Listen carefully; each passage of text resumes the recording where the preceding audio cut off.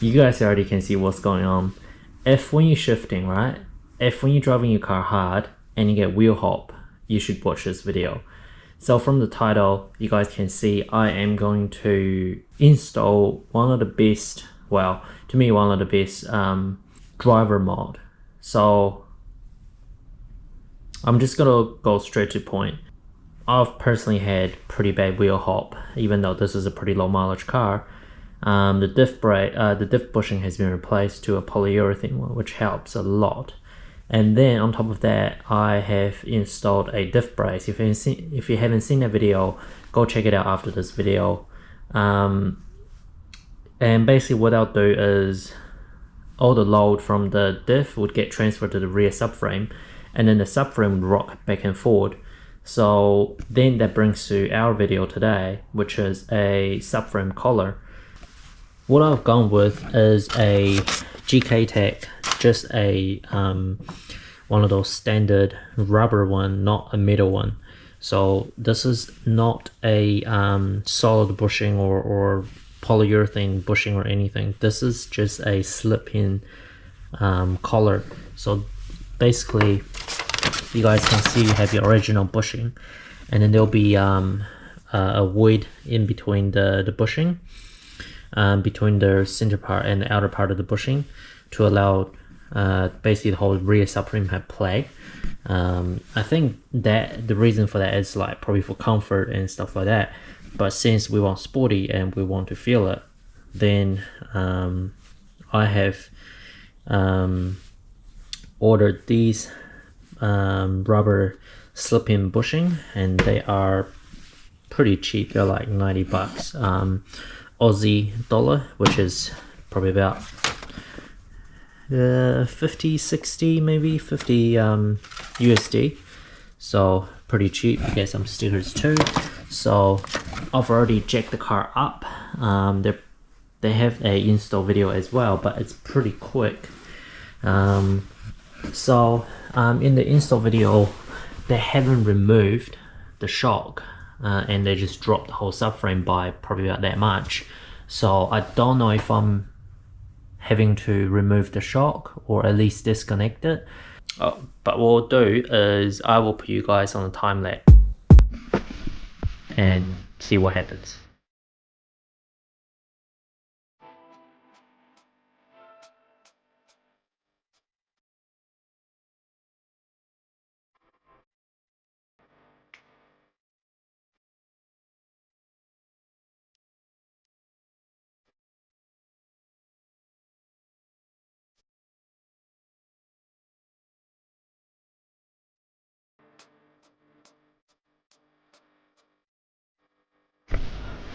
Alright, the what do you call it, the side support piece on the subframe is all plastic protector trim, under tray, the W brace, the rear, that brace, the exhaust, everything is off. So for now, I have put the bolt just back on the stud, just as a safety thing, same as the front. One thing I have noticed is that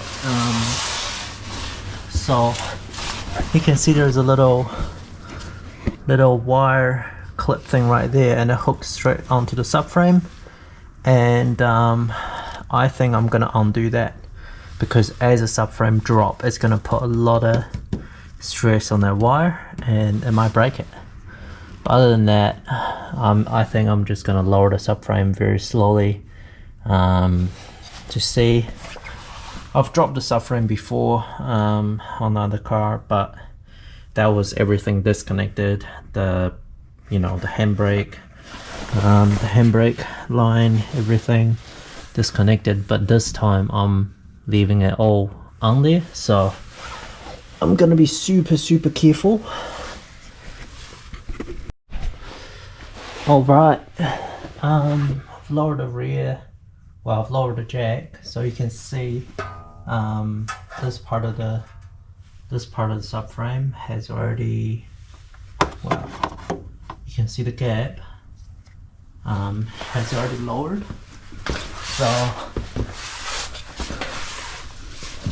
So if you look at there, you can see probably better. And in terms of the wire, you can see that there has been, well, I've sort of stretched it down a bit so it's not pulling on the wire so hard. But yeah, so the rear two is lowered, but the front two is not, because I think the weight is, well, where I position the jack, it's probably pretty far back. So once I've done the rear, I think I might tighten the bolt up to halfway and then drop the front, and move the jack back and sort of drop the front. Alright, as for the rear, I've looped it up, and I think we just push it through like that.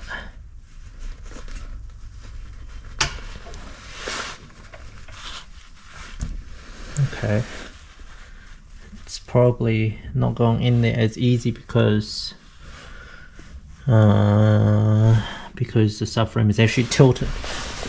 So might have to give it a little bit of a tap.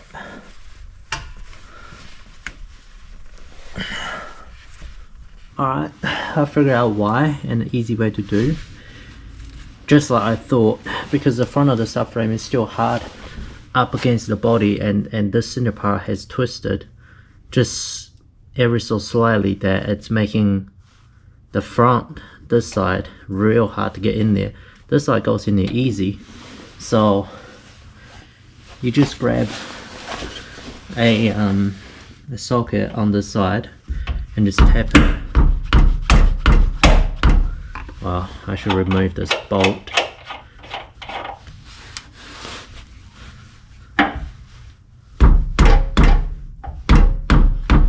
And just like that.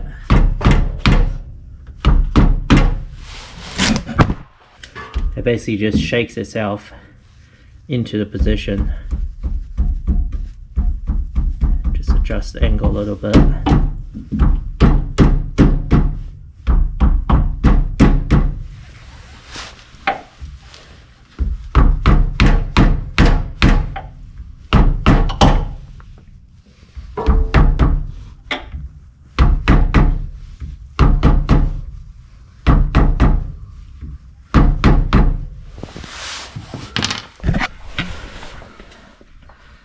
Alright, as you guys can see, there's flush, which is all good.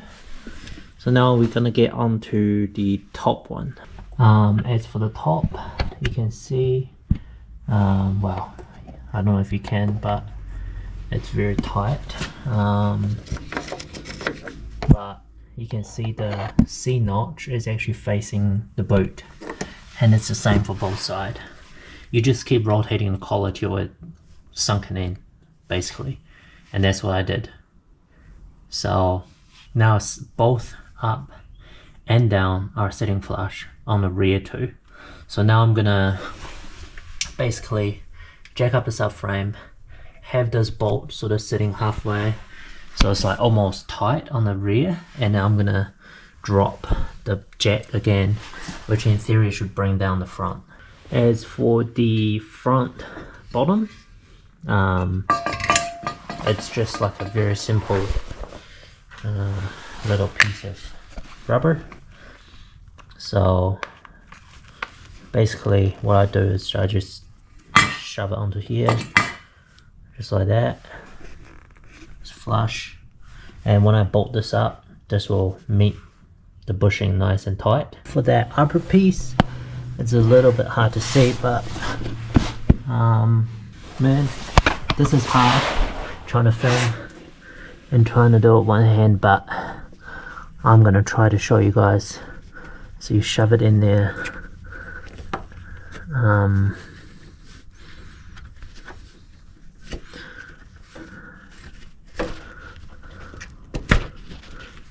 alright, so that is in there. Well, it's through the, I know you probably can't see, that is sitting flush in there. You just push it in. So now I'm gonna reverse all the step and bolt up the subframe. This is another day. Everything is back how it should. Everything is torqued down as well. W brace 45 Newton meters. The 4 subframe bolts 110 Newton meters. All the other the front 2 pieces that holds the subframe to the body, that's 110 Newton meters as well. And the W brace is 45 in the center 4 and 39 on the each side, which is covered by this plastic piece as well. The back brace that connects the each end of the subframe, 110 on each side and 45 in the middle as well. That's pretty much all the torque spec you need to know. Now let's see how this drive. Alrighty guys, just taking it for a drive. So straight away, huge difference on the rear subframe. So basically, you can see I'm like in the 4th gear right now. So I'll pop into 5th. It's like solid as.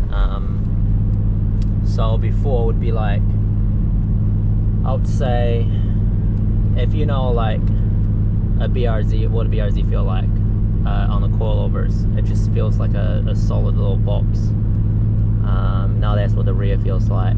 Definitely more vibration, more NVH, but way less wheel hop. So if I do a pull from like the 1st gear to 2nd gear, just banging gear, before the whole dash and the whole rear subframe be feeling like jumping. Obviously that's like before the diff brace and the diff bushing. So those two help, but this just makes your rear end feels like one piece, if you know what I mean. Like it's real tight. But yeah, the extra vibration and stuff is there. It's definitely noticeable. I feel like it's definitely more than the diff brace and the diff bushing. But overall, it's like, I feel like it's worth it for, you know, the amount of control, I would say, or the amount of tightness you get from this subframe collar. Definitely like a worthwhile mod. And yeah, if you guys like this video, hit the like and subscribe and stay tuned for the next video. I've been sort of busy with other stuff, so I'm not pumping out as much video as I used to, but I'm trying to like consolidate more video into one, so more content in one video. Hopefully you guys will like that, and I'll see you guys in the next video.